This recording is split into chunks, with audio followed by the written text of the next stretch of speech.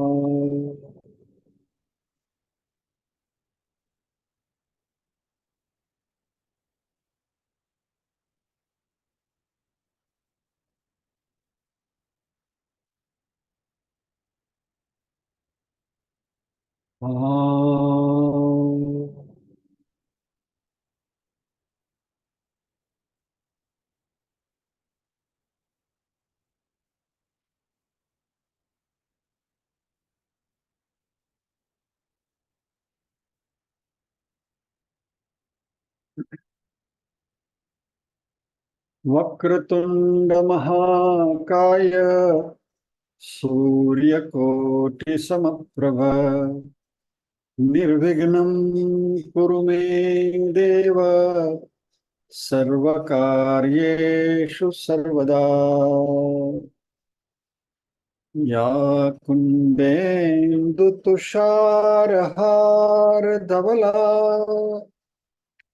या शुभ्रवस्त्रावृता या वीणावरदण्डमण्डितकरा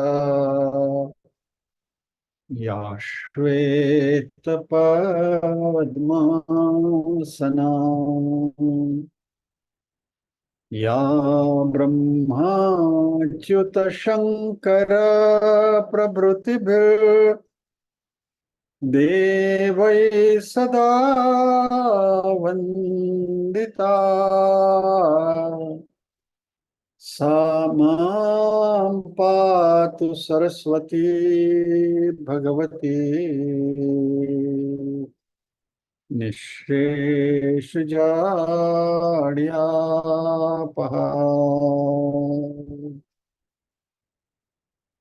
वसुदेवसुतं देवं कंसचाणूरमर्दनम् देवकी परमानन्दम्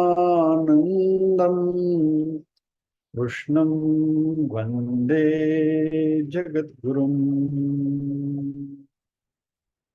ॐ सहना भवतु सहनौ भुनक्तु सह वीर्यं करवावहै तेजस्विनावधीतमस्तु मा विद्विषावहै।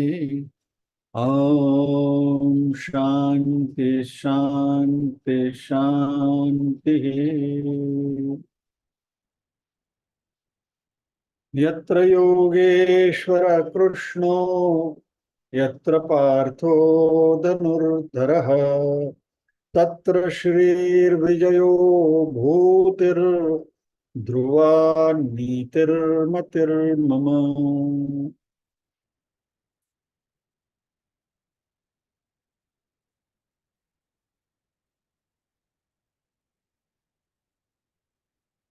नीरूबेन से अनुरोध करेंगे कि नीरूबेन पारायण करेंगे।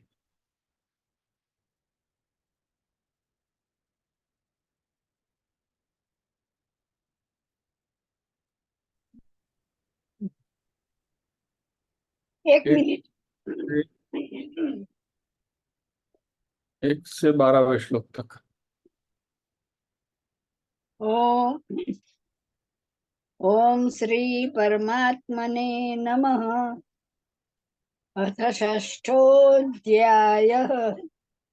श्री भगवानुवाच अनाश्रितः कर्मफलं कार्यं कर्म करोति यः स सन्न्यासी च योगी च न निरग्निर्न चाक्रियः यं सन्न्यासमिति प्राहुर्योगं तं विद्धि पाण्डव नैयसन्न्यस्तसङ्कल्पो योगी भवति कश्चन आरुरुक्षोर्मुनेर्योगं कर्म कारणमुच्यते योगारूढस्य तस्यैव शमः कारणमुच्यते यदा इन्द्रियार्थेषु न कर्म स्वनुसज्जते सर्वसंकल्पसन्न्यासी योगारूढस्तदोच्यते વેટ હું તમને મ્યુટ કરું છું, તમારો અવાજ નથી બરાબર, તમને તકલીફ થઈ રહી છે. આગળનું પૂરું કરું. ચાલો.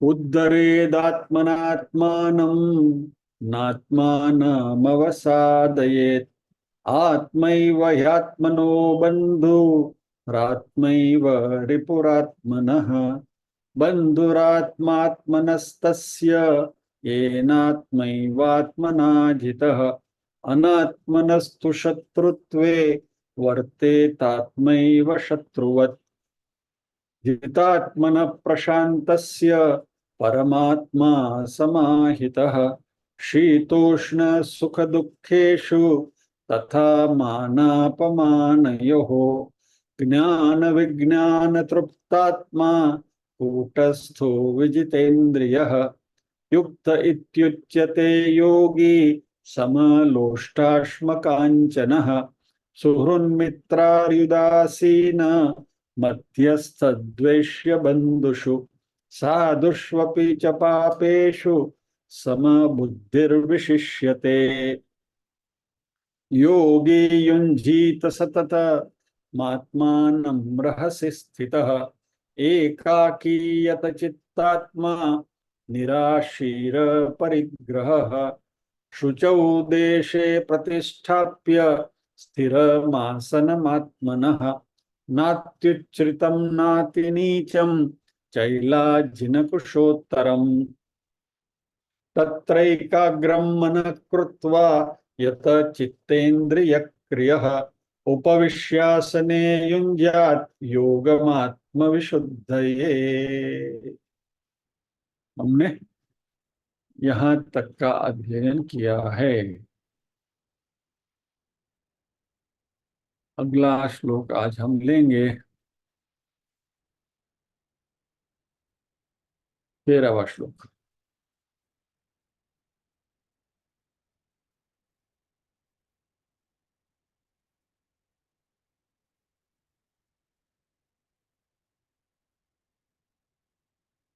नीरुबेन तमने अनम्यूट करू छू, पाछा આપણે રિપીટ કરશું.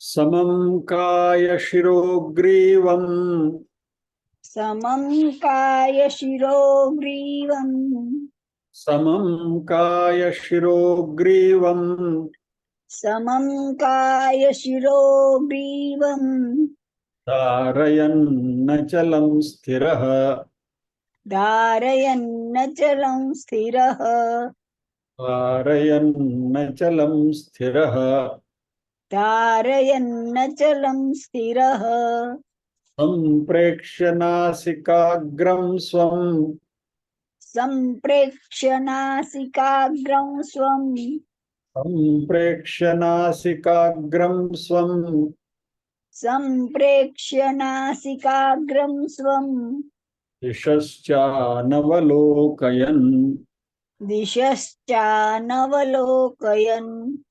दिशश्चानवलोकयन्। दिशश्चानवलोकयन्। पूरा श्लोक एक बार मैं बोलता हूँ। समं काय शिरोग्रीवं धारयन्नचलं स्थिरः सम्प्रेक्ष्य नासिकाग्रं स्वं दिशश्चानवलोकयन्। समं कायशिरो ग्रीवं धारयन्नचलं स्थिरः सम्प्रेक्ष्य नासिकाग्रं स्वं दिशश्चानवलोकयन्। दोबारा। समं काय शिरो शिरो ग्रीवं धारयन्नचलं धारयन्नचलं स्थिरः सम्प्रेक्ष्य काग्रं स्वं दिशश्च। दिशश्चानवलोकयन्। जय श्री कृष्ण बहन। जय श्री कृष्ण।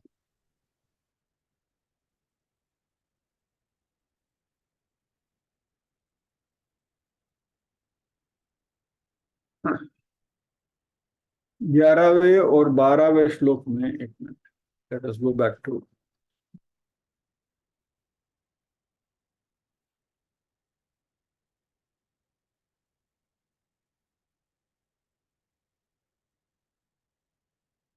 ग्यारहवें श्लोक में भगवान ने आसन कैसा होना चाहिए उसकी बात करी, कहाँ होना चाहिए वो बात करी।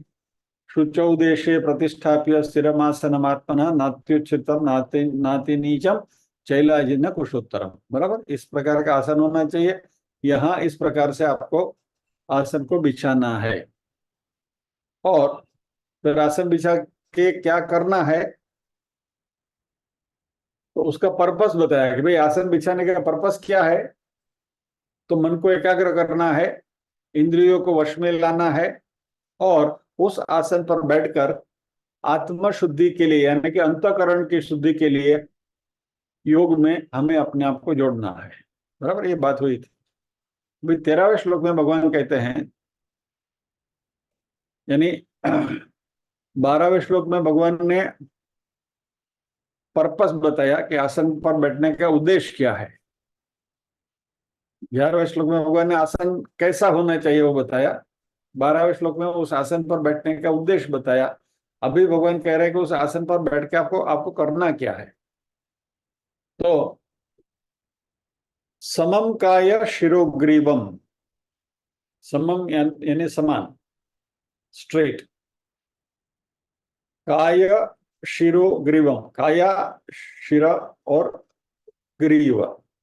बराबर, तो ये जो पूरा बटक से लेकर सर तक का जो पोर्शन हमारा है, बराबर, उसको सीधा रखना है। रीढ़ की हड्डी को सीधा रखते हुए स्ट्रेट, मुंडी सीधी, बिल्कुल स्ट्रेट बैठना है। फिर क्या कहा, धारयन अचलम स्थिर। अचल यानी कि बिना हिले डुले, एक तो स्ट्रेट बैठना है, दूसरा स्थिर बैठना है, अचल बैठना है। स्थिर और अचल के बीच में फर्क है, इसको समझ लेते हैं। स्थिर यानी कि जहां आप बैठे हैं वहीं आपको बैठे रहना है। बराबर, यानी कि जिस आसन पर आप बैठे हैं उसी आसन पर आपको बैठे रहना है। और अचलम यानी उस आसन पर बैठकर वापस हिलना डुलना नहीं है। तो स्थिर यानी उस आसन पर से खड़े होकर या तो बाजू में कहीं और कहीं जाना नहीं है, और जिस आसन पर बैठे हैं उसके ऊपर आपको अचलम यानी कि चलायमान नहीं होना है, हिलना डुलना नहीं है, ऐसा ऐसा ऐसा ऐसा नहीं करना है। स्थिर बैठना है, रीढ़ की हड्डी सीधी, स्ट्रेट। और संप्रेक्ष नासिकाग्रम स्वम, अपनी नासिका के अग्रभाग को देखते हुए, दिशः च अन अवलोकयन, दिशाओं जो है उसको देखना नहीं है। यानी कि you are not suppose to look around, यानी कि बगले झांकने नहीं है, आपको स्थिर बैठना है। यानी कि ये एक पूरी विधि बता रहे हैं भगवान कि कैसे बैठना है। आधी बात करी है भगवान ने, बाकी की आधी बात अगले श्लोक में करेंगे। तो अभी ये आधी बात क्या है इसको हम समझ लेते हैं। समम समान काया शिरोग्रीवम, काया शिरोग्रीवा को धारण किए हुए अचल स्थिर होकर नासिका के अग्रभाग को, अपनी नासिका के अग्रभाग को देखते हुए अन्य दिशाओं में न देखता हुआ कौन क्या करेगा? पुढे बघू. तो चलिए, let us get into the श्लोक.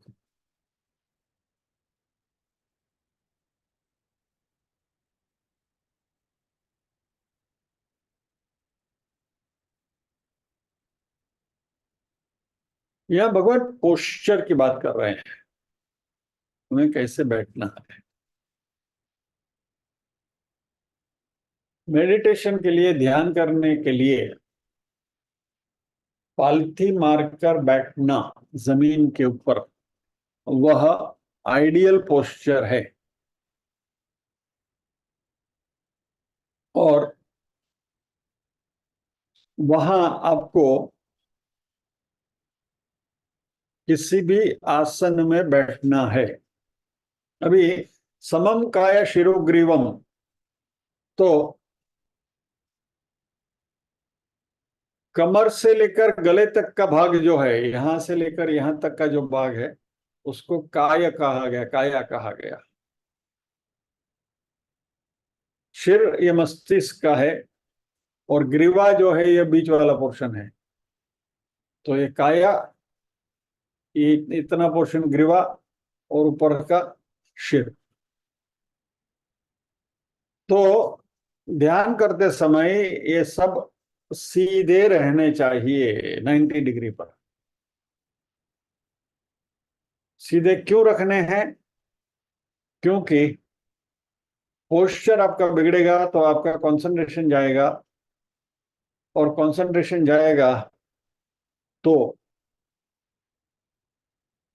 ध्यान नहीं लगेगा. तो दंडाकार बैठना है आप.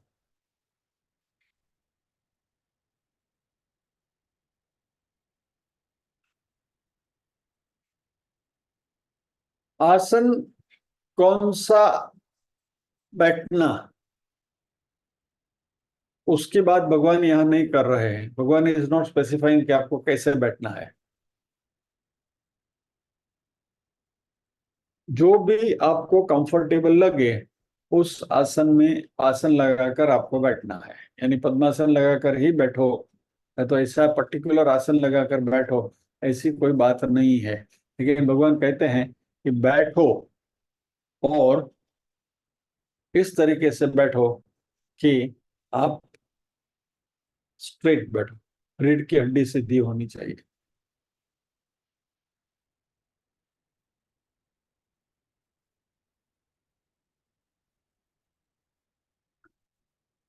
यानी स्टेडीनेस और बैलेंस के लिए ये जरूरी है.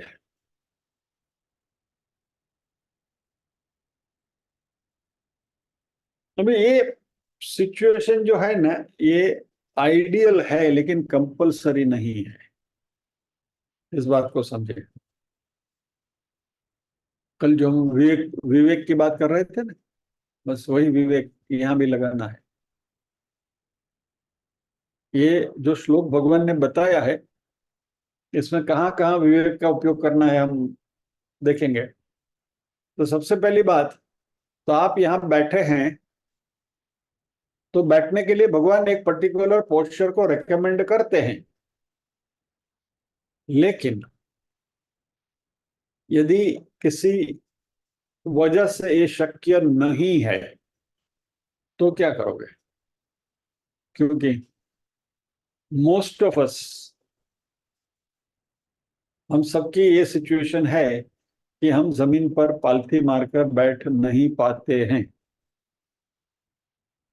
Late us take a quick this thing. यहाँ जितने भी लोग बैठे हैं, उनमें से जमीन के ऊपर पालथी मार के कितने लोग बैठ सकते हैं? जरा थम्स अप करिए, पता तो चले. एक सुरेश जी, कपिल भाई, कौशिक भाई, પછી વિનાયક ભાઈ, તૃપ્તિબેન, નવનીતભાઈ, पल्लवीबेन, वसंत जी, दिलीप भाई. वाह, बहुत सारे लोग हैं. तो मेजोरिटी है पालतू मार के बैठने वालों. डजेंट मैटर, अच्छी बात है, इट्स गुड, आप सबको बधाई हो। और यदि आप पालती मार कर बैठते हैं तो मेरा आपसे यह आग्रह होगा कि जब भी आप क्लास में आते हैं तो ऐसा आसन पसंद करिए कि जहां आप पालती मार के बैठ पाओ, कुर्सी पर बैठ मत बैठो।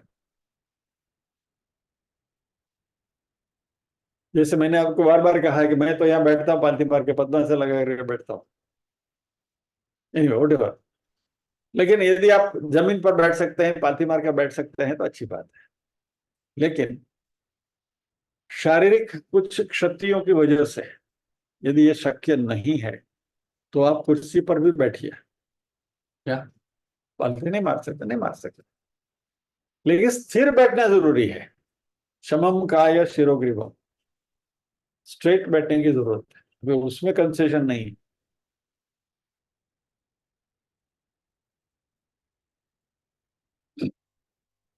घुटने का दर्द है तो भी आप नीचे नहीं बैठ सकते हैं, आर्थराइटिस का प्रॉब्लम है वगैरह वगैरह, बहुत सारी चीजें हो सकती है। कुर्सी पर बैठिए।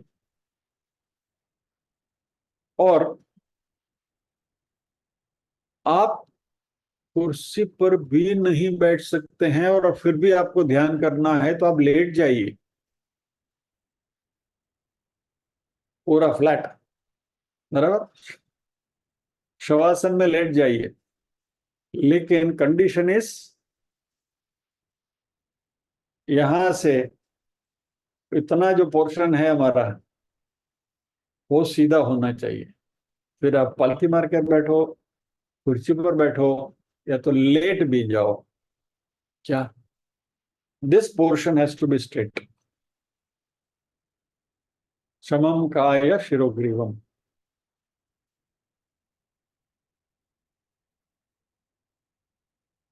लेट गए तो एक बात ध्यान रखना कि सो मत जाना, और खराटे तो बिल्कुल नहीं आने चाहिए। नहीं तो ठीक है, लेट लेट गए तो फिर लेट ही गए, नहीं। तो यहाँ जो भगवान बात कर रहे हैं ये प्रिस्क्रिप्शन, यानी कि ये सूचन है, ये आदेश नहीं है, it is not a commandment, it's not an order. ऐसा ही आपको करना है। क्योंकि यहाँ जो मुख्य बात है वो ध्यान करने की है, बैठने के पोस्चर की बात नहीं है। ये इधर हम अपने विवेक का उपयोग कर रहे हैं कि भाई मुझे बैठने की प्रैक्टिस करनी है या ध्यान की प्रैक्टिस करनी है, मैं बैठा हूं किस लिए, या तो हम आए हैं किस लिए, ध्यान करने के लिए। कैसे बैठना चाहिए वो सीखने के लिए नहीं आए हैं। अच्छी तरह से बैठना है, अच्छी बात है, लेकिन वो गौण है, मुख्य क्या है, ध्यान करना है, बराबर। तो इस बात को याद रखें। अभी मान लीजिए, चलिए let us take an practical example. एक विद्यार्थी है, परीक्षा का समय है और उसको अभ्यास करना है। बड़े बाप का बेटा है तो उसके लिए एक अलग कमरा है, अपना टेबल है, डेस्क है, उसके ऊपर टेबल लैंप है, कुर्सी है, बैठा है, टेबल है, वो बैठ के पढ़ाई कर रहा है। और दूसरा जो सामान्य कक्षा का विद्यार्थी है, सामान्य पेरेंट्स का विद्यार्थी है, जिसके पास इतने कुछ संसाधन नहीं है, तो बेचारा बाहर स्ट्रीट लाइट के लैंप के नीचे बैठकर भी पढ़ाई करते हैं, और वैसे लोग भी अव्वल नंबर लाते हैं, बराबर। और ये जो बड़े बाप का बैठा है, इसके पास सारी सुविधा उपलब्ध होने पर भी यदि वो मोबाइल लेकर इंस्टाग्राम के रील ही देखता रहे और पढ़ाई न करे तो सारे संसाधनों का कोई प्रयोजन नहीं है। यानी इन दिस एग्जाम्पल, इस उदाहरण में हमें देखना क्या है, what is the purpose. Purpose is पढ़ाई करना, तो पढ़ाई होनी चाहिए। फिर आपके पास संसाधन कैसे हैं, वो गौण है। अच्छे संसाधन है तो अच्छी बात है, नहीं है तो भी पढ़ाई तो करनी ही है। वैसे यहाँ भी बैठना है, किस तरीके से बैठना है, भगवान ने उसके लिए एक आइडियल सिचुएशन बता दी। भाई जमीन के ऊपर पालती मारकर सीधा बैठो, नहीं बैठ सकते हो कुर्सी पर बैठो, लेट जाओ, लेकिन सेंट्रल मेन आइडिया इज ध्यान करना है, बराबर। तो हमें यहाँ बैठने की प्रैक्टिस नहीं करनी है, ध्यान करने की प्रैक्टिस करनी। तो जैसे भी आपको कंफर्टेबल हो उस तरीके से बैठिए।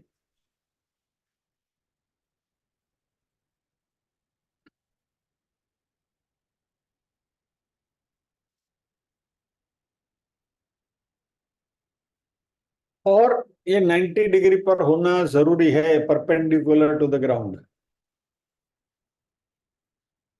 आगे झुकोगे नींद आ जाएगी, पीछे झुकोगे गिर जाने की शक्यता है, साइड में झुकोगे तो भी कुछ गड़बड़ हो सकती है। इसलिए समकाय शिरोग्रीवम धारयन अचलम स्थिरम।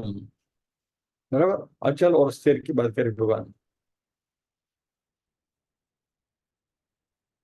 ये 90 डिग्री पर बैठने का जो आदेश भगवान यहाँ दे रहे हैं या तो जो सूचन कर रहे हैं, उसके पीछे एक रीजन है कि जब हम 90 डिग्री का पोस्चर बनाकर बैठते हैं तभी हमारे श्वासोच्छ्वास की प्रक्रिया है वो एकदम स्मूथ होती है, इजी होती है।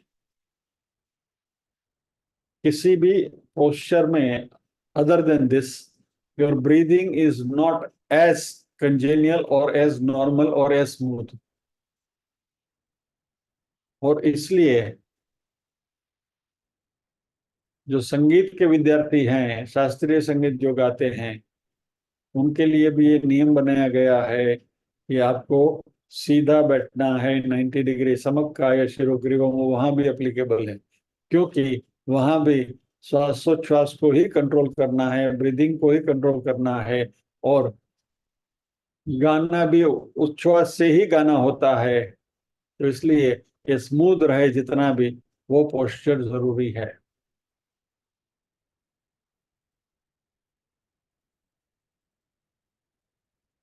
अभी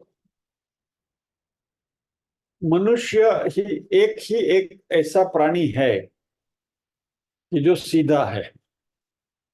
बाकी के सारे प्राणी जो है वो टेढ़े हैं, आड़े हैं, तिर्यक हैं। They are horizontal. Human being is the only animal who is vertical. यानी हमारे भी चार पैर थे, उसमें से दो पैर खड़े हो गए तो बंदर बन गए, और फिर बिल्कुल आधे झुके हुए रहे तो बंदर है, और बिल्कुल सीधे हो गए तो मनुष्य हो गए। सो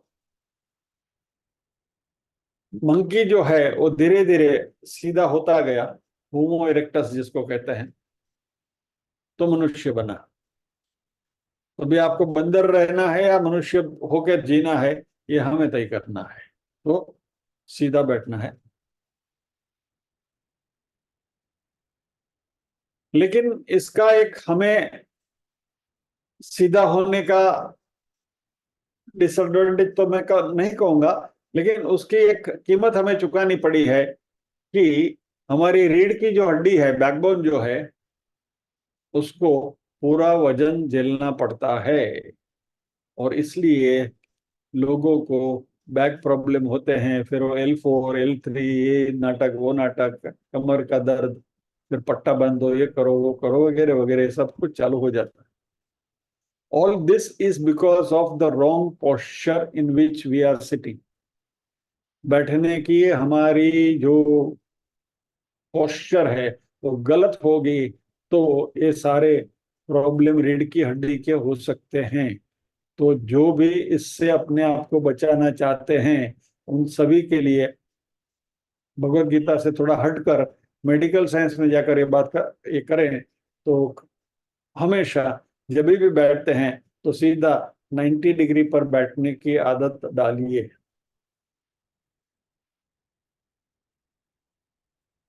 ये रीढ़ की हड्डी का प्रॉब्लम ज्यादातर हमारे सॉफ्टवेयर आईटी वाले लोगों में होती है, क्योंकि वो हमेशा वो झुक के ही कंप्यूटर के ऊपर ऐसा काम करते थे, ऐसा ही करते हैं। तो पूरा वजन जो है रीढ़ की हड्डी के ऊपर आता है, और उसकी वजह से ये सारे प्रॉब्लम्स उनको आते हैं। तो इन सब से छुटकारा पाने के लिए मेक इट हैबिट। ध्यान करने के लिए तो जरूरी है ही है, लेकिन अदरवाइज ऑल्सो सीधा बैठने की आदत डालें। ये जो बात मैं आपसे यहाँ बार बार करता हूँ, भगवत गीता का हमारे एक घंटे का यहाँ और ये होता है class, you look at me, you look at my posture.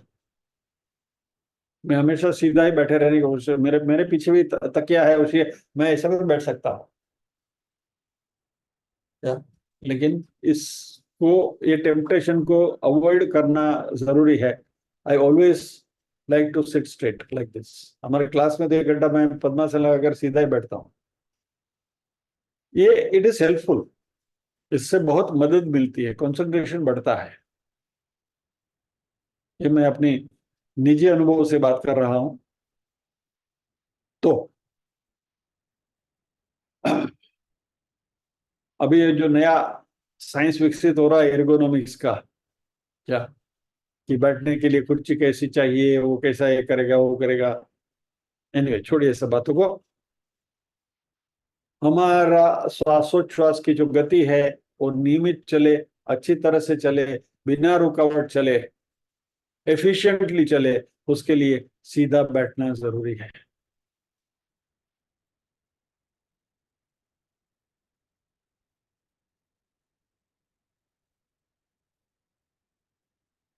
फिर कहा अचलम स्थिरम। अचल यानी फॉर्म, बिना हिले डुले, और स्थिर एक जगह पर बैठना है। और हम बच्चे खेल खेलते हैं ना, स्टेच्यू, बस ये स्टेच्यू पोजीशन में हमें बैठना है क्या?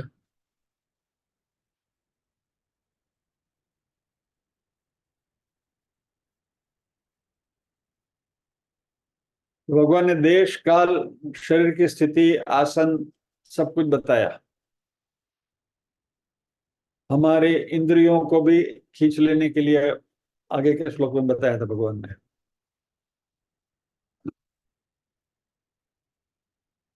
अब इंद्रियों को हम कैसे कंट्रोल करें? मान लीजिए हमारे 5 ज्ञान इंद्रिय हैं।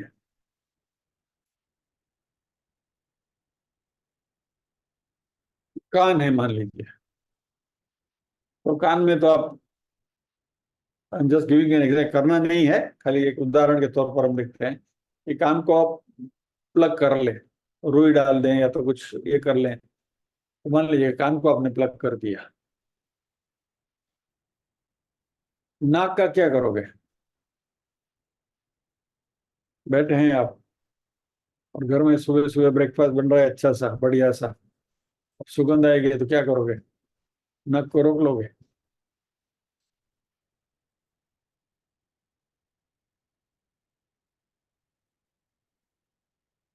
नरसिंह मेहता ने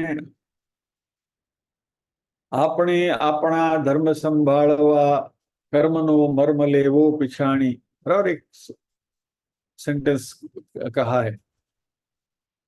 उसमें घाट गड्या પછી નામરૂપ જો वगैरह आता है, उसमें ये स्टैंजा आती है, आपने अपना धर्म संभाळवा कर्मनो मर्म लेवो पिछाणी। ये अक्सर ये डायलॉग हमारे घर में बहुत चलता है।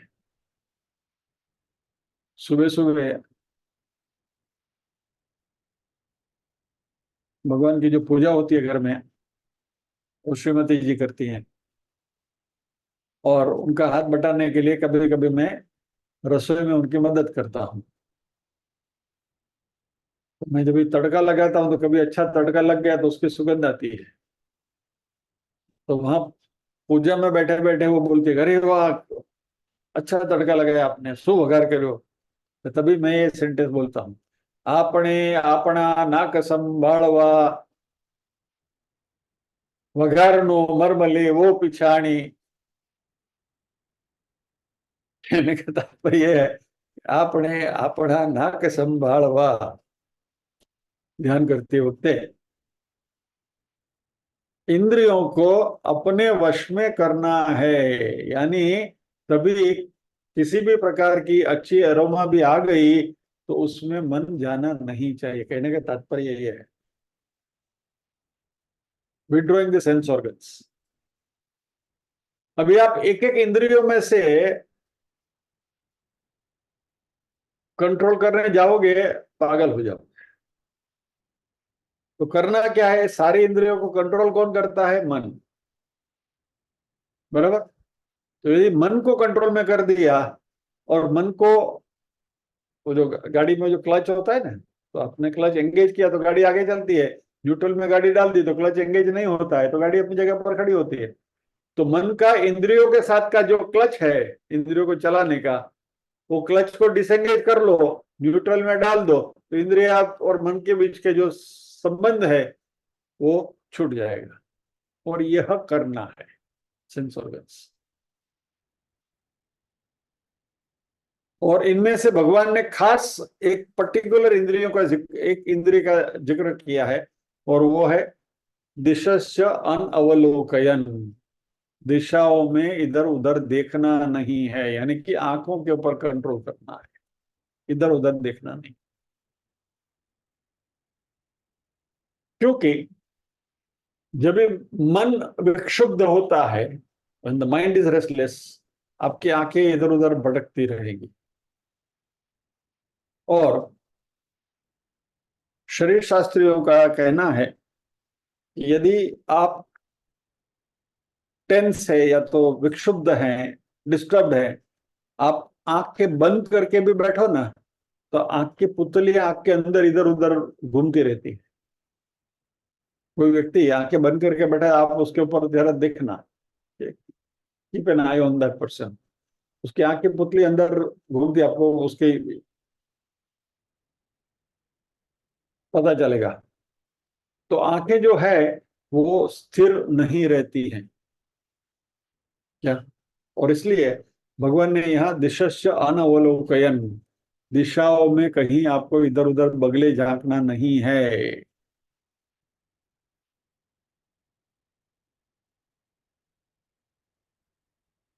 अब ये करना कैसे, हाउ टू अचीव दिस। इधर उधर बगले झांकना नहीं है, कहीं इधर देखना नहीं है, तो इसको अचीव कैसे करोगे। तो भगवान ने कहा संप्रेक्ष्य नासिकाग्रम, नासिका का अग्रभाग यानी कि टिप ऑफ द नोज, संप्रेक्ष्य उसको देखना है। बराबर। तो जब भी आप ध्यान के लिए बैठे तो पालथी लगाई, सीधे बैठे, बाकी की जो इंद्रियां हैं उससे अपने मन को डिसएंगेज किया, आंखें न भटके इधर उधर, इसके लिए आपको नासिका के अग्रभाग के ऊपर कंसंट्रेशन करना है। लेकिन भगवान इज सो स्पेसिफिक, इतने पर्टिकुलर हैं कि उन्होंने वहां स्वम शब्द डाला। तो मैं कुछ लोग दोबारा दिखाता हूं, बहुत प्रिसाइज है।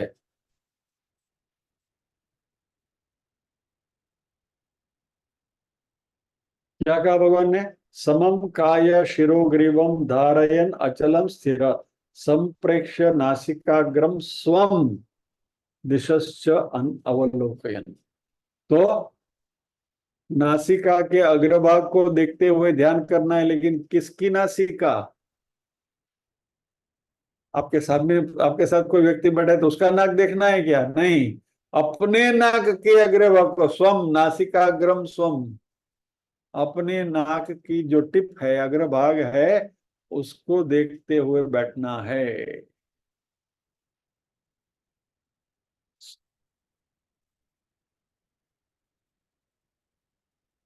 तो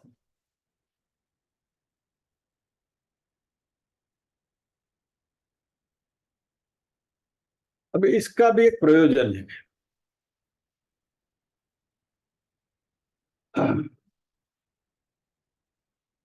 और ये नासिकाग्रम स्वम में आने से पहले भगवान ने दो श्लोक आगे कहा था, एकाकी, यू शुड बी अलोन, ध्यान करने के लिए। एक मिनट, आई रीड दैट श्लोक ऑल्सो फॉर यू। अभी अभी हमने किया था, 10वें श्लोक में ही कहा है, देखिए। She is very particular and very specific. योगी युंजीत सततमात्मानं रहसि स्थितः एकाकी यत चित्तात्मा एकाकी, यू शुड बी अलोन ध्यान करते समय। तो इसलिए किसकी नासिका का अग्रभाग देखना है उसका भी कंफ्यूजन भगवान ने हटा दिया। पहले कह दिया कि एकाकी, आपको अकेले होना है, और अभी भगवान ने कहा कि नासिका अग्रम स्वम, अपने नासिका का अग्रभाग यानी कि टिप।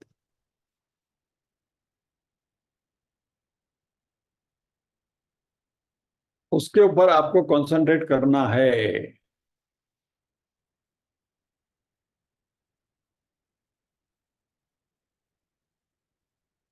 और करना क्या है?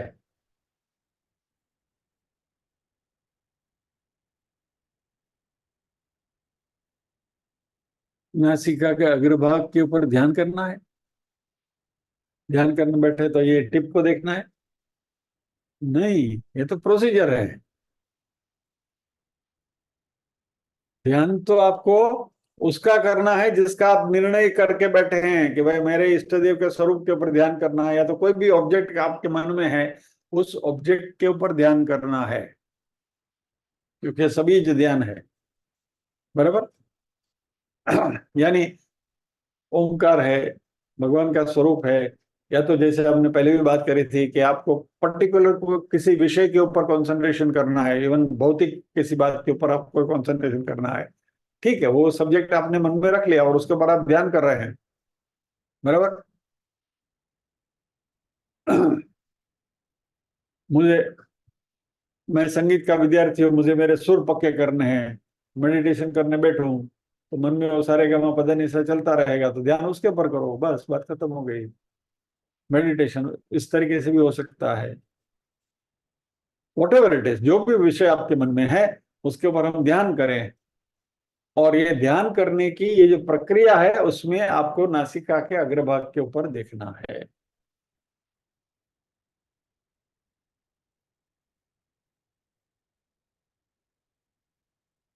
भगवान ने श्वासोच्छ्वास के ऊपर यहाँ कोई बात नहीं करी है, लेकिन 5वें अध्याय में ये बात हमें उन्होंने करी थी।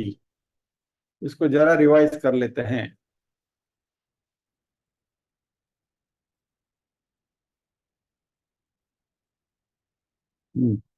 27वां श्लोक 5वें अध्याय का।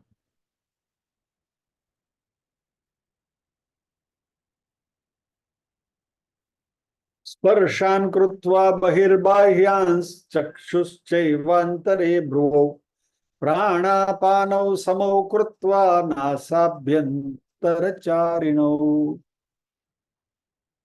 स्पर्शान कृत्वा बहिर्बाह्यान वगैरह जो इंद्रियों को कंट्रोल में करने की बात आई है। और चक्षु चैवांतरे भ्रुवो, यानी कि दोनों भ्रुकुटी के बीच का यहाँ जो पोर्शन है वहां आपको ध्यान करना है। और प्राण और अपान को समान करते हुए, यानी कि इक्विलिब्रियम में ब्रीदिंग करते हुए आपको ध्यान करना है। इसकी बात भगवान ने 5वें अध्याय में करी थी।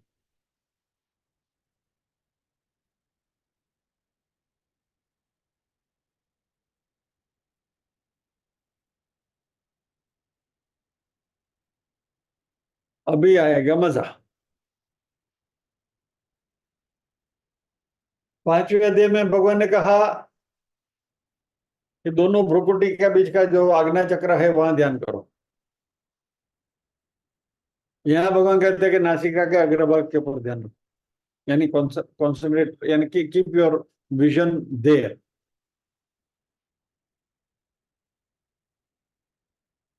इसलिए do not bother too much about the details. ये वापस यहाँ विवेक की बात आ रही है दोनों श्लोक में। 5वें अध्याय के श्लोक में जब भ्रुकुटी के ऊपर दृष्टि रखने की बात करी तो वो अंतर्दृष्टि की बात हुई। यहाँ भगवान नासिका के अग्रभाग को देखने की बात कर रहे हैं। दोनों में सेंट्रल पॉइंट इज ध्यान करना है। कैसे करना है? फिजिकली, जो फिजिकल पैरामीटर्स हैं वह गौण है। यानी यहाँ भी हमारा विवेक क्या है? ये सब हम कर रहे हैं किस लिए? मेडिटेशन करने के लिए, ध्यान करने के लिए। ये जो फिजिकल जो शारीरिक जो गतिविधियां हैं वह सहायक है, they are helpful, but that is not the purpose. यानी कि आप यहाँ सिर्फ पालथी मारकर पद्मासन में बैठने के लिए, पद्मासन की प्रैक्टिस करने के लिए नहीं बैठे हैं। सिर में बैठ सकता हूँ कि नहीं 1 घंटा, उसकी प्रैक्टिस करने के लिए आप नहीं बैठे हैं। 5वें अध्याय का जो श्लोक था उसमें श्वासोच्छ्वास मेरे चल रहे कि नहीं चल रहे हैं, वो उसके लिए मैं नहीं कर रहा हूँ, वगैरह वगैरह वगैरह वगैरह। तो प्राणापानो समो कृत्वा वहां का 5वें अध्याय में जहां हमारा श्वासोच्छ्वास है, it should be slow and rhythmic.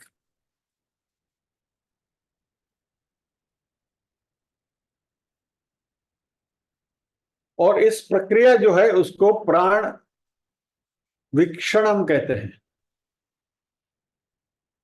वीक्ष यानी देखना, प्राण वीक्षणम, प्राण को देखना, यानी नाक में से जो श्वासोच्छ्वास चल रहे हैं उनको देखना, वो यानी कि वो प्रोसेस को महसूस करना। जो लोग विपश्यना करके आए हैं उन सभी को यही पहले सिखाया गया है कि श्वास को देखो, नाक में से आती जाती श्वास के ऊपर कंसंट्रेट करो, और पूरा दिन वही करवाया जाता है। बराबर। The intention is to help you concentrate on the process, यानी ध्यान की जो प्रक्रिया है उसमें स्थिरता आए, मन हमारा स्थिर रहे, इधर उधर भटके नहीं। इसके सी बेसिकली सारी चीजों के पीछे एक सेंट्रल बात हम समझ ले तो सारी चीजें आसान हो जाएंगी। Let us put it very simply. मन है वो मरकट है, बंदर है। बराबर। वो बंदर इधर उधर की डाली के ऊपर खुद ही मारता रहता है, इधर कूदा उधर कूदा, उधर कूदा उधर कूदा। अभी आपको करना क्या है, उस बंदर को बोलना है भाई एक ये डाली तुमको देता हूं, ये पकड़ के बैठो, एक डाली पे उसको बिठा देना है।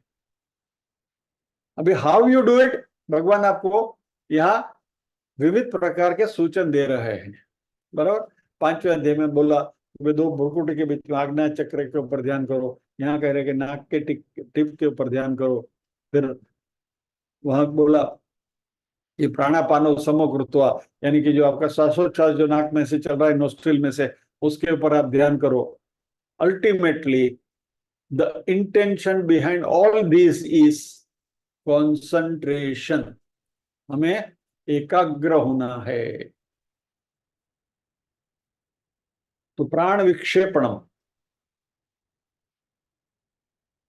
तो भगवान ने देश की बात करी, काल की बात करी, आसन की बात करी, शरीर की स्थितियों की बात करी, इंद्रिय निग्रह की बात करी, प्राण के संयम की बात करी।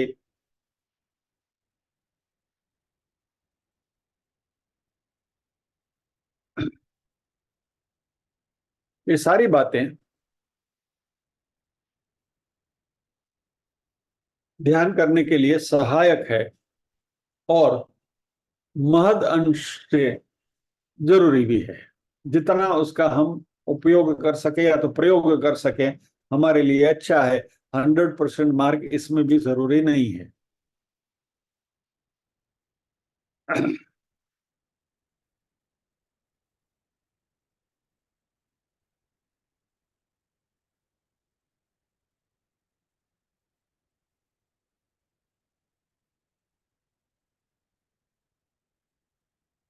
अभी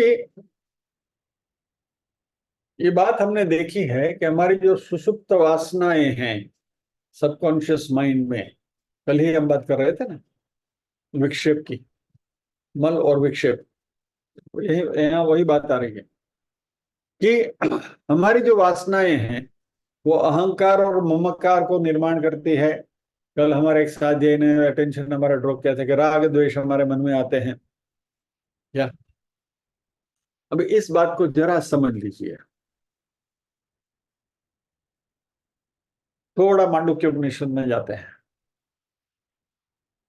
जागृत स्वप्न सुषुप्ति, बराबर। सुषुप्ति में क्या होता है, वही होता है ना, you get disconnected from the body. शरीर के साथ का हमारा संबंध जो है वो सुषुप्ति अवस्था में हमें उसके बारे में कुछ महसूस हम नहीं करते हैं। We don't feel the presence of the body. जब भी हम बिल्कुल गहरी नींद में होते हैं, deep sleep, you are totally disconnected from the body. और कई कई लोगों को तो इतनी गहरी नींद आ जाती है कि उनके ऊपर बाल्टी भर के पानी उंडेल दो तो भी वो उसकी नींद में कोई कुछ फर्क नहीं पड़ेगा, सोए मस्ती से सोए। तो शरीर के साथ का संबंध छूट गया। निद्रावस्था में शरीर और मन का तादात्म्य टूटता है। मन की जो खलबलियां है वो शांत हो जाती है, मन का व्यापार खत्म हो जाता है। और इसकी वजह से ये अहंकार और ममकार जो है उसका हमें अनुभव नहीं होता। ये वो तो मैं तभी नहीं रहता। लेकिन निद्रा अवस्था में से जैसे ही जागृत अवस्था में हम आ गए, जाग गए, तो वह अहंकार और ममकार वापस अपनी जगह पर आ जाते हैं। ये फर्क है। तो मात्र अहंकार और ममकार या तो राग द्वेष छूट गए टेम्पररी, तो उसका अर्थ ऐसा नहीं है कि आत्मा शुद्धि हो गई। लेकिन मूल जो हमारे सुषुप्त वासनाएं हैं वो जब तक खत्म नहीं होती तब तक राग द्वेष खत्म नहीं होते। और यह बेसिक पर्पस क्या है? आत्मविशुद्ध, यानी अंतकरण की शुद्धि करनी है हमें। तो ये जो सबकॉन्शियस माइंड की जो खलबली है वो सबको शांत करने के लिए हम मेडिटेशन कर रहे हैं। और ये मेडिटेशन का पर्पस क्या है? आत्मशुद्धि, यानी अंतकरण शुद्धि, आत्मविशुद्धि। इससे आत्मज्ञान प्राप्त होने वाला नहीं है।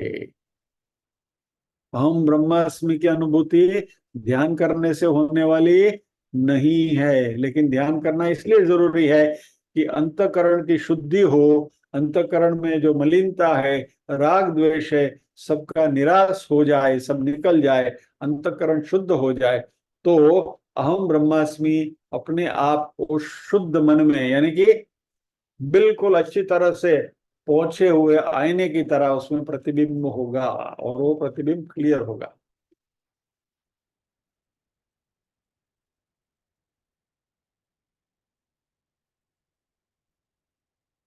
तो यहाँ अंतरंग साधना की बात हो रही है। तो पहले क्या बताया भगवान ने?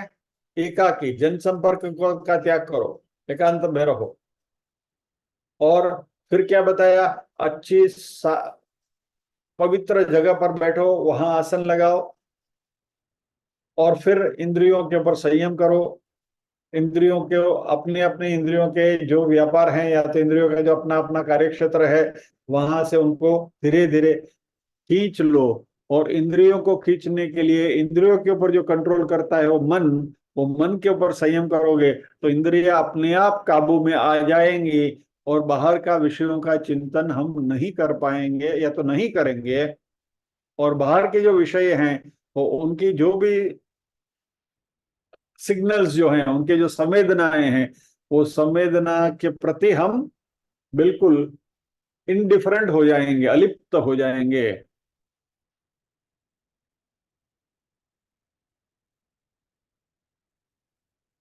और हमारी जो सुषुप्त वासनाएं हैं, इस स्थिति में क्योंकि अभी हमने बाहर देखना बंद कर दिया, इधर उधर मन भटकता नहीं है, संसार के बाहर के विषयों में कहीं नहीं है, तो अभी अंदर जो भी कचरा पड़ा है वो धीरे धीरे ऊपर आएगा। लास्ट टाइम हमने चर्चा करी थी ना, वो शांत जलाशय है, उसमें से वो बुदबुदे आते हैं पीरियोडिकली। वैसे सुषुप्त अवस्था में, सुषुप्त मन में से जो हमारी वासनाओं के जो बुदबुदे हैं वो आते रहेंगे। लेकिन वो आए फिर भी हमें अपने आप को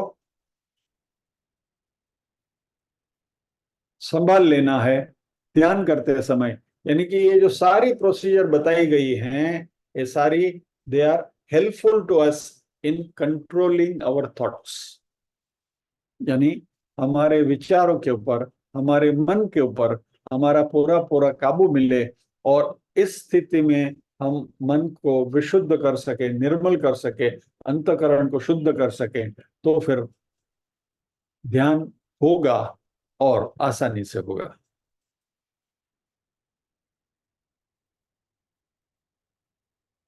भगवान और भी कुछ बातें बताने वाले हैं कि ये पोस्चर हो गया, स्थान हो गया, आसन हो गया। There are some more things, क्योंकि श्लोक भगवान ने अधूरा छोड़ा है।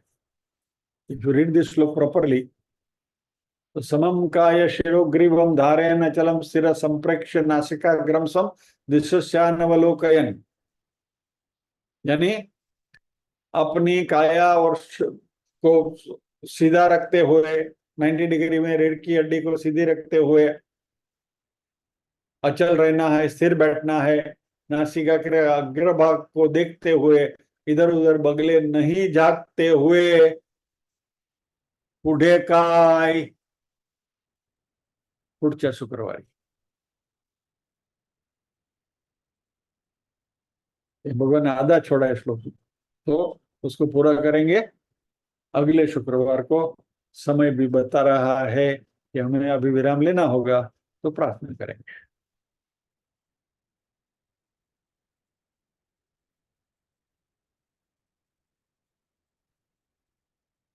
ओम असतो मा सद्गमय, तमसो मा ज्योतिर्गमय, मृत्योर्मा अमृतंगमय।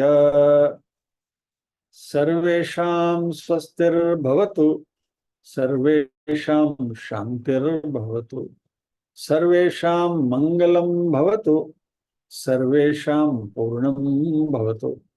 लोका समस्ताः सुखिनो भवन्तु, लोका समस्ताः सुखिनो भवन्तु। नाहं कर्ता हरिः कर्ता, हरिः कर्ता हि केवलम्। ओम शांति शांति शांति। सभी के हृदय कमल में विराजमान परम कृपालु परमात्मा को वंदन करते हुए आज के सत्र को विराम देते हैं। अगले शुक्रवार फिर मिलेंगे अगले श्लोक के साथ। जय श्री कृष्ण।